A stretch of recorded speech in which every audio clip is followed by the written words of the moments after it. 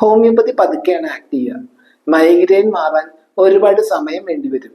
So തലവേദന ഉണ്ടെങ്കിൽ pain killer കഴിക്കണോ, നിലവിലെടുക്കുന്ന ട്രീറ്റ്മെന്റിന്റെ കൂടെ ഹോമിയോപ്പതി കണ്ടിന്യൂ ചെയ്താൽ മതിയോ, ഇങ്ങനെയൊക്കെ ചില പേഷ്യൻസ് ചോദിക്കും.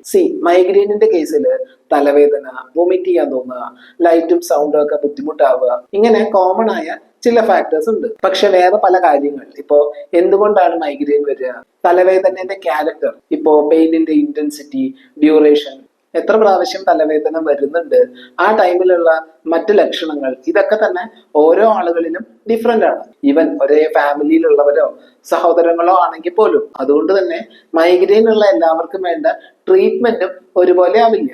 ഓരോ ആളുകളുടെയും ബുദ്ധിമുട്ട് എന്താണെന്ന് മനസ്സിലാക്കി അത് ക്ലിയർ ചെയ്യാനുള്ള medicines, life style changes, dietary correction, exercise, ഇതൊക്കെയാണ് അവിടെ ആവശ്യം. ഇങ്ങനെ ഒരു ഹോളിസ്റ്റിക് അപ്രോച്ച് ചെയ്യുമ്പോഴാണ് മൈഗ്രെയിനിൽ റിസൾട്ട് കിട്ടുക. ഹോമിയോപ്പതിയിലെ മൈഗ്രെയിനിൽ മാത്രമല്ല, വേറെ ഏതൊരു കണ്ടീഷൻ ആണെങ്കിലും ഓരോ വ്യക്തിയുടെയും സിംറ്റംസ് നോക്കി അവർക്ക് അനുസരിച്ചുള്ള മരുന്നുകളാണ് നൽകുക. മൈഗ്രെയിനിൽ റെഗുലറായ മെഡിസിൻസിനോടൊപ്പം പെട്ടെന്ന് തലവേദന വരുമ്പോൾ കഴിക്കാനുള്ള അക്യൂട്ട് മെഡിസിൻസും നൽകാറുണ്ട്. ഈ കാര്യങ്ങളൊക്കെ നോക്കുമ്പോൾ മൈഗ്രെയിൻ വരുന്നതും മറ്റു ബുദ്ധിമുട്ടുകളൊക്കെ കൺട്രോൾ ആവുന്നതും കാണാം.